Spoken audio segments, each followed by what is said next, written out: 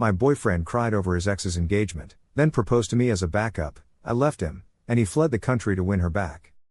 So, I'm a 22-year-old woman, and I met my boyfriend, who's 24, about 3 years ago through some friends we both knew from college. It all started at this house party where he was just chilling in the corner, not really talking to anyone. At first, I thought he might be one of those guys who thinks he's too cool to mingle. But then our buddy Jake introduced us and told me he's just really shy around new people. When we first met, he was pretty closed off and didn't talk much. But I thought he was cute and there was something intriguing about how quiet and mysterious he seemed, so I decided to make the first move. We traded numbers that night, but he didn't text me, at all. So after a few days, I decided to text him. It took him ages to get back to me, but eventually, we started chatting more often. We had to do long distance for a bit because I was finishing up college in Oregon, and he was working at some tech company in Washington. It was a total 4-hour drive each way, which sucked, but we took turns visiting each other on weekends. I finally moved in with him last year after I graduated because there were more job opportunities in his city anyway. Here's the scoop on my boyfriend. Before me, he only had one serious relationship and a random hookup. He's not in touch with the hookup girl anymore because, according to him, she was crazy, his words, not mine. However, he stayed friends with his ex until about 2 years ago, when she stopped talking to him. They dated for like 2 years when they were teenagers, and she dumped him because, as he told me, he had no self-respect, whatever that means. Every time I asked him to explain, he'd just get all vague, saying stuff like he was different back then and let people walk all over him. Honestly, I was always a bit jealous of this ex. She's absolutely stunning, I've seen pictures, and whenever he talked about her, it was like she was a walking encyclopedia of life wisdom. He'd say stuff like, X always said you shouldn't settle for less than you deserve, or X believed people who did XYZ were just compensating for ABC. It drove me nuts, but I never said anything because I didn't want to come off as insecure. Plus, in the beginning, I was trying to be the cool girlfriend who doesn't get jealous over dumb stuff. There was one time during dinner with his work friends when someone brought up relationships, and my boyfriend started going on about his ex and her wise sayings. I just sat there, feeling like an idiot while he went on for a good 5 minutes. His friends exchanged looks, which I couldn't quite figure out, but no one said a word. I remember excusing myself to the bathroom and sitting in a stall, trying not to cry. When I got back, thankfully, the conversation had moved on. I was actually kind of relieved when she cut contact because I thought he'd finally move on.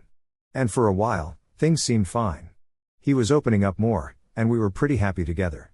Then, this past January, I think it was a Tuesday or maybe a Wednesday night, I woke up in the middle of the night to pee and noticed he wasn't in bed.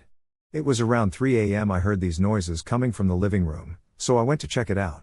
He was sitting on the couch in the dark, and I could tell he was crying from the sniffling sounds. The light from his phone was highlighting his face, and I wasn't sure if I should say something or just let him have his moment. After a bit, he got up to go to the bathroom, and I'm not proud of this, but I peeked at his phone. He was on Facebook, looking at his ex's profile. She had just gotten engaged, and there were all these happy pictures of her and her fiancé and her big shiny ring. I pretended to be asleep when he came back to bed. I felt him getting back in really carefully, like he didn't want to wake me up, but I could tell he was still a bit sniffly, and it took him ages to fall asleep. The next morning, I wanted to bring it up, but he acted totally normal.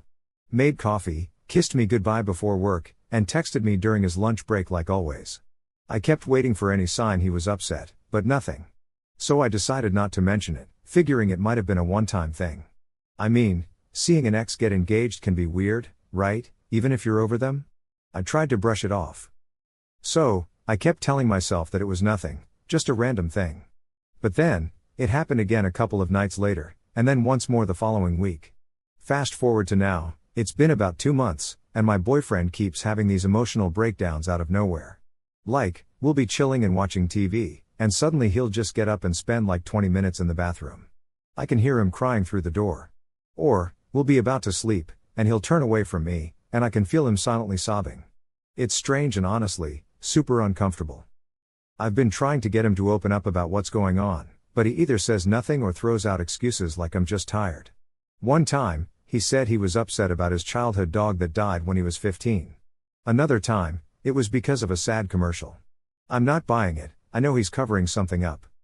Last week, I reached my breaking point and suggested he see a therapist, which really set him off. He got offended and started saying therapy is a scam to take your money without actually helping. We ended up having a small argument, which is rare because he usually just shuts down during conflicts. He kept insisting therapy is for people who can't manage their problems and that he's fine, just needs some time. This is happening like twice a week now, and it's making me lose my mind.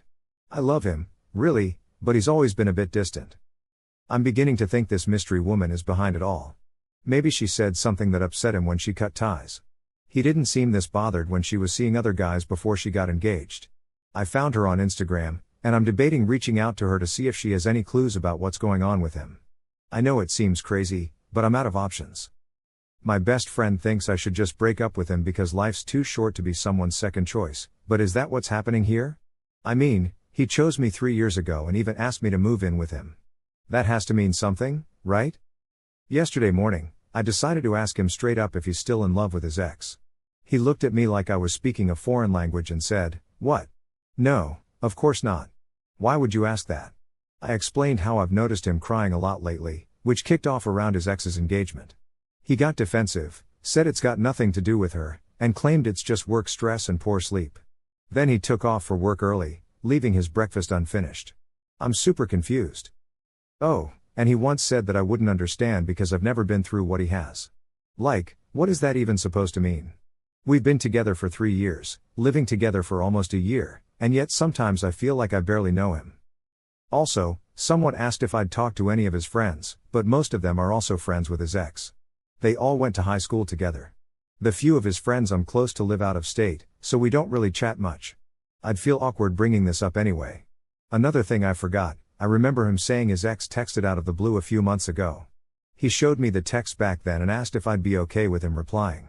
After that, he never mentioned it again, so I figured it was nothing major. But now, I'm not so sure. Update, it's over, I think. I called my dad to help me move back home. These past few days have been an emotional roller coaster. My boyfriend was gone all day yesterday. He wasn't even there when I woke up, which I assumed meant he left early for work.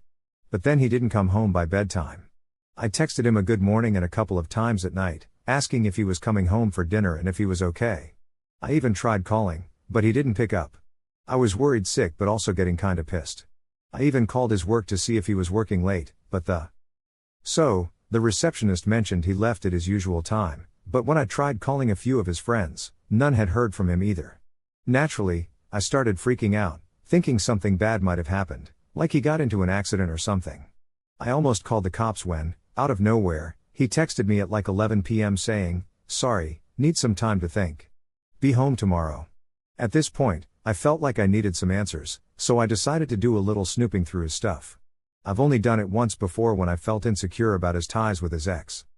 Anyway, I found this Microsoft Word document on his laptop tucked away in a bunch of random subfolders, and it had his ex's name on it.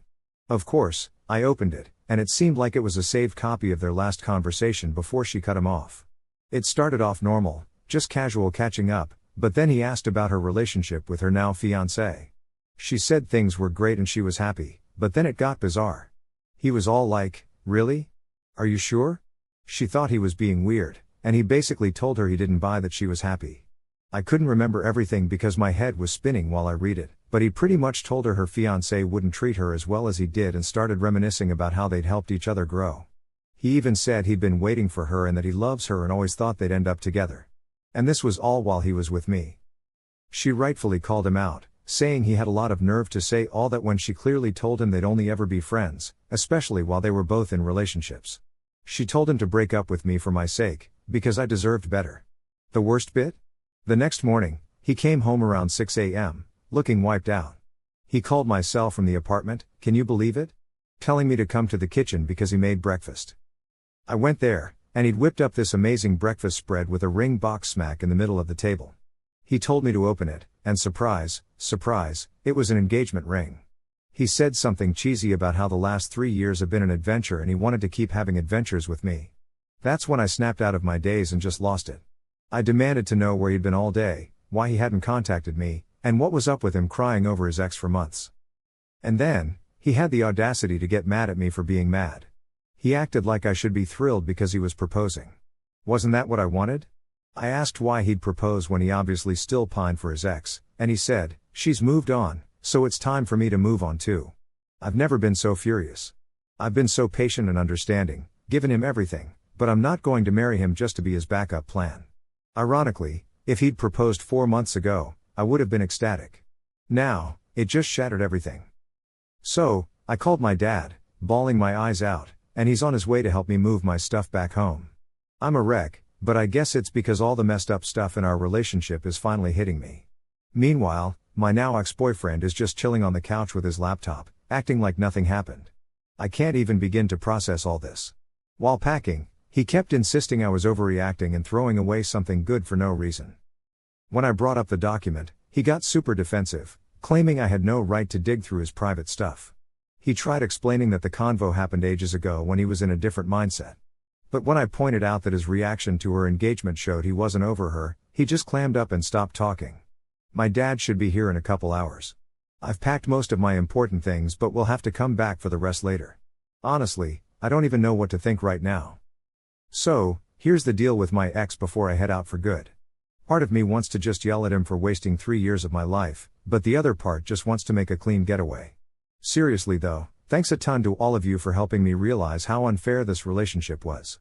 I read every comment, even if I didn't get around to replying to them all. A bunch of you called it, saying he was only with me because he couldn't have her, and honestly, I didn't want to believe it, but you were spot on. Update 2. I took a break from Reddit to clear my head but logged in today and got a few messages asking for more updates, so here we go. After I moved back home, my ex sort of lost it. The first week was surprisingly chill. He texted me a few times wanting to talk, but I didn't bite. I was crashing in my childhood room at my parents' place, just trying to process everything. My mom was awesome, making my favorite foods and not bombarding me with questions. Then things got weird. He started messaging my friends, even some mutual ones, asking to use their Skype accounts to reach me. He told them I'd stolen stuff from him when I left, which was total BS. So, I had friends calling me up, confused, but luckily, they all knew me well enough to know I wouldn't do that. I wasn't quite ready to spill everything yet, so I just asked them not to give him their Skype info. Then came the calls, tons of them from random numbers. I didn't answer any, but one day out of like 20 missed calls from one number, then the next day 20 more from another. It got so crazy I had to change my phone settings so only known contacts could get through. Even though he couldn't reach me, I felt super isolated and paranoid. What was his endgame? Did he think I'd cave and talk to him, or was he really convinced I took something? It was just bizarre. There was this one super creepy moment when I was out for coffee with a friend and swore I saw his car in the parking lot. I pointed it out, but by the time we checked again, it was gone.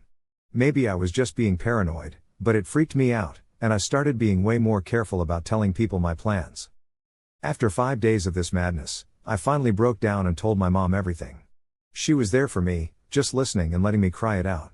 She said I made the right choice and reminded me there's no need to go through this alone. So, after she helped me change my phone number, she encouraged me to reach out to my friends and fill them in on what happened.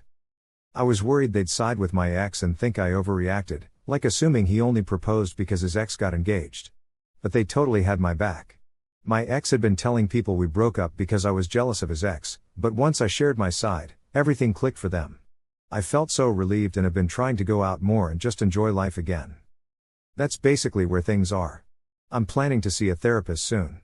I wish I had some deep wisdom to share, but the best advice I got was from my mom: stick with people who love and support you.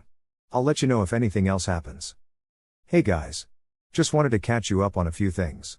First off, I'm really sorry for not replying to comments on my last post. Things were a bit rough, and I just wasn't up for it at the time. But hey, life's been moving along since my last update, thankfully without any major drama. It's been about 3 months since I moved back in with my folks, and things are finally starting to feel a bit more normal. So, first things first, my ex sent me the engagement ring he got after my last update. It just showed up in this little padded envelope with no note, just the ring. I was clueless about what to do with it. Was this the ring he claimed I stole? Mailing it back felt risky. What if he said he never got it? So, my dad offered to personally return it, which was super nice of him. I never asked what went down, but knowing my dad, who isn't one to make a fuss, he was still pretty ticked off by the whole thing. Part of me was curious if the ring was fancy or not, but I didn't want to get it appraised or anything. It looked nice, but I'm no jeweler. Just knowing that if I'd said yes, I'd be wearing a ring that was more like a consolation prize makes me feel both sad and angry. Then there's this wild story. Apparently, My ex bought a plane ticket to NYC to try and talk to his ex. Like, he found out where she worked and waited outside all day. Super stalker vibes, right? I have no idea how that played out, but she didn't come back with him, so I'm guessing it didn't go well. I can't believe I was with someone who would do something like that for 3 years. But honestly, hearing these things just confirms I made the right choice. A mutual friend told me my ex was a mess when he got back, even getting drunk and telling strangers he lost the 2 most important women in his life. He tried to get this friend to talk to me for him, but they refused, thank goodness. I'm all set with the drama. Living with my parents again has been an experience. I love them, but, wow, I forgot how intense it can be. My mom is always checking in, making sure I've eaten and rested. My dad is more laid back but gives me these worried looks. I know they mean well, but it can feel a bit stifling. So, I'm on the hunt for my own place, a small apartment just for some peace, but wow, the rental market is nuts right now. On a happier note, I started this awesome paid internship about a month ago, and there's a chance it might lead to a full-time gig. The place is small, with just about 20 people, but they're all super cool. There's this group that goes out for drinks on Fridays, and they've invited me a few times, which is great. It's awesome having work friends again, especially since my old job was remote. Oh, and I kinda have a little crush on the guy who hired me.